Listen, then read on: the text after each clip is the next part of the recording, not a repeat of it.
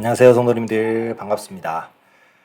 오늘은 요한복음 7장 37절 말씀을 함께 나누겠습니다. 설교 제목은 내게로 와서 마시라입니다. 37절을 제가 봉독하겠습니다.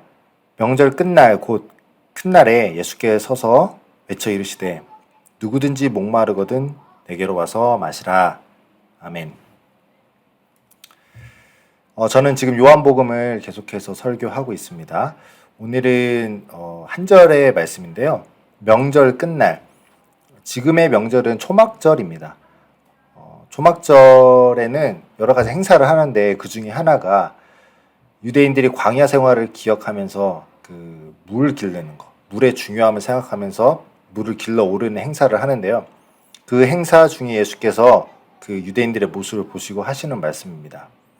누구든지 목마르거든 내게로 와서 마시라 라고 말입니다. 짧은 한 절의 말씀이지만 저는 이 말씀이 우리의 신앙생활의 정말 핵심적인 부분을 말씀해 주시고 있다고 생각합니다. 신앙이란 무엇일까요? 좋은 신앙은 일단은 목말라야 한다고 생각을 합니다. 우리의 삶의 아주 구체적인 자리에서 목말라 하는 것이에요. 왜냐하면 우리가 예수님의 진리를 바로 알지 못하고 충분히 깨닫지 못했을 때 우리 인간은 목마르기 때문이죠. 물론 우리가 물질이나 예수님 외의 것들로 우리를 계속 채우고 있다면, 또 우리가 욕망으로 채우고 있다면 모르겠어요. 육체로는 우리가 배부르다, 만족한다 여길 수 있지만 사실 우리의 영혼은 계속 목마른 것이거든요. 그런 목마른 인간들이 내게로 와서 예수님께로 가서 다룸받고 말씀으로 지도받고 예수님으로 채워져서 마시는 것, 예수님처럼 되는 것, 그것이 바로 좋은 신앙이라고 생각을 합니다. 저는 그래서 좋은 신앙이 되기 위해서는 계속 이런 작업들을 해야 될 것 같아요. 많은 내 삶의 부분에 있어서 목말라함이 있고 그걸 통해서 주님께 나아가고 말씀과 성령과 사랑으로 체험받는 그런 시간들을 반복해서 보내는 게 전 좋은 신자고 좋은 신앙이라고 생각을 합니다. 성도님들은 어떠한 부분이 갈급함이 있으신가요? 어떻게 보면 나이대마다 또 삶의 어떤 여정마다 다 다른 목마름이 있는 것 같습니다. 제가 생각했을 때 우리 신앙인의 중요한 어떤 목마름들은 예를 들면 관계에 대한 목마름, 물질에 대한 목마름, 이 돈에 대해서 우리가 어떻게 생각을 해야 되는지, 자녀 양육에 대한 목마름도 있을 수 있고요. 내 욕망, 내 욕심, 또 내 육체의 어려움, 또 삶의 고난 등등. 우리 삶에서 정말 여러 가지 삶의 주제들이 있잖아요. 이런 주제들에 대해서 우리가 목마름을 느껴야 되는 것이죠. 내가 과연 돈은 어떻게 써야 되지? 내가 이렇게 쓰는 것이 맞는 것인가? 내가 돈을 어떻게 벌어야 되지? 이렇게 버는 것이 맞는 것인가? 우리 가정은 어때야 되지? 이 모습이 맞는 것인가? 이 목마름을 갖는 것이 참 중요한 것 같아요. 그래서 그 목마름을 느낄 때 우리는 주님께 나아가죠. 주님은 과연 우리에게 뭐라고 말씀하시는가? 기독교인들에게 어떻게 돈을 사용하라고 가르치시고, 어떻게 관계하라고 가르치시고, 어떻게 결혼하라고 가르치시고, 어떻게 가정을 이루라고 가르치시는지, 어떻게 직업을 구해야 되는지 등등. 주님께서 우리에게 무엇라고 말씀하시는지 우리는 주님께 가서 주님을 배웠고 주님을 마시고 먹을 때 우리의 삶 안에서 생수가 흘러 넘치게 되는 것이죠. 그 다음 절에 바로 그 생수에 대한 내용이 나오는데요.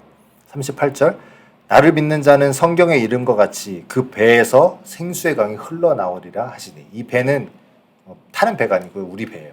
우리 안에서 생수가 나온다는 거예요. 주님께 가서 주님을 만나고 주님을 배울 때 말입니다. 그런 의미에서 우리 삶의 여러 가지 주제를 잘 배우는 것, 말씀으로 잘 채우는 것, 이것은 참 중요한 일인 것 같은데요. 그런 의미에서 이 북클럽에서는 세 번째 책을 선정하게 되었어요. 결혼을 말하다라는 책인데, 제가 이 책을 선정하면서 좀 들었던 묵상 그리고 마음들이 있었습니다. 그래서 그걸 글로 좀 적었는데요. 오늘은 그 글을 한번 좀 읽어보면서 나누도록 할게요. 북클럽 세 번째를 시작하며 예수님은 사마리아 여인에게 감추고 싶고 불편한 남편에 대한 이야기를 물으십니다. 그 불편한 대화로 여인은 삶에 마르지 않는 물이 무엇인지 알게 됩니다. 주님은 삶의 구체적인 자리에서 말씀으로 우리를 다루시고 세워 가십니다. 많은 성경 지식과 교리에 대한 알미 있어도 삶의 자리에서 그 말씀이 해석되고 살아 역사하는 믿음이 되지 않는다면 양쪽으로 많은 지식은 아무 소용 없습니다. 하나의 말씀이라도 살아서 내 삶 속에서 호흡하는 것이 중요합니다. 이제 한국교회는 탁월한 성경 해석, 철저한 교리를 기초로 하되 한 걸음 더 나아가 성도의 삶의 자리에서 삶의 언어로 말씀을 해석하고 삶으로 살아가는 훈련에 힘써야 한다고 생각합니다. 그래야 머리는 기독교인이지만 몸은 세상의 가치로 살아가는 기형적인 신앙에서 벗어날 수 있기 때문입니다. 문제는 탁월한 성경 해석과 교리적 지식이 내 삶의 현장에서 어떻게 적용되어야 하는지 어렵게 느껴질 때가 많다는 것입니다. 그래서 공동체가 함께 질문하고 고민하는 시간, 그리고 회개와 결단의 시간이 필요합니다. 그래서 저희 북클럽에서 제가 그 얘기를 했어요. 만약에 우리가 카드 사용 내역을 2달 거를 한번 출력해서 보자. 과연 우리가 돈을 어떻게 쓰고 있는지 한번 진단해보자. 정말 그게 기독교적인 가르침으로 인한 소비인가? 를 한번 점검해 본다고 했을 때 과연 우리의 통장은 무엇을 말해주고 있는지 참 궁금해요. 저도 마찬가지고요. 우리가 돈에 대해서 성경에 대한 지식들은 많이 알 수 있습니다. 우리가 청지기로서의 돈을 사용을 해야 되고 이웃을 사랑해야 되고 또 고아와 과부와 객을 돌아봐야 된다는 말씀들을 우리가 충분히 잘 머리로 알고 있습니다. 하지만 우리의 삶이 말하는 우리의 삶에서 지금 보여주고 있는 우리의 말씀의 실체는 무엇인지를 살펴보면 괴리가 있을 수 있다는 것이죠. 우리의 통장 내역을 봤을 때 그 통장 내역이 보여주는 우리의 말씀 해석은 무엇인가? 돌아보면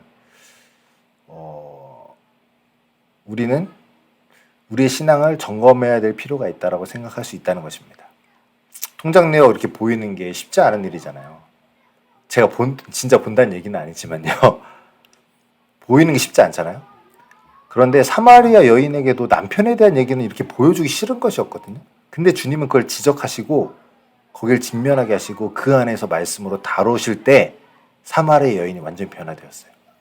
제가 예를 들어 통장 내역을 얘기를 했지만 우리 가정에서 나의 모습이 어떤지, 내 통장 내역에서 나의 삶은 어떤지 우리가 말씀으로 들여다보고 비춰보고 실제로 확인하지 않으면 우리는 머릿속에서 내가 생각하는 그 신학과 교리와 내 삶에서 실제로 보여주는 삶의 모습에 괴리가 있을 수 있다는 것입니다. 그래서 저는 정말 중요한 게 이제는 어떤 종교적인 언어가 아니라 우리의 실제적인 삶 안에서의 우리의 모습을 말씀으로 해석해보자라는 것. 이것이 정말 한국교회에 중요하다고 저는 생각해요.